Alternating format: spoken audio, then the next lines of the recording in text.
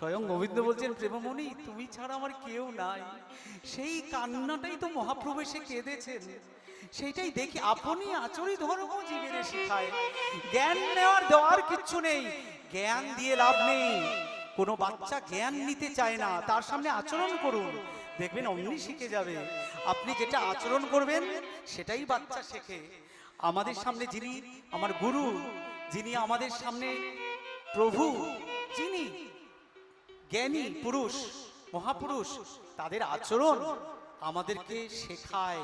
তাতে যদি ত্রুটি থাকে, সেই ত্রুটি আমাদের মধ্যেও বাহিত হয়। তাই বলেছেন সাধু সাবধান, চোরের আবার কি গায়ে কালি লাগবে। একজন 50 বছর ব্রহ্মচর্য যাপন করেও তার সাধনা স্খলন হতে পারে, কারণ প্রভু তো পরীক্ষা করার জন্য বসে আছে। আমার বাবা বলতেন, যার পড়া আছে তার পরীক্ষা আছে।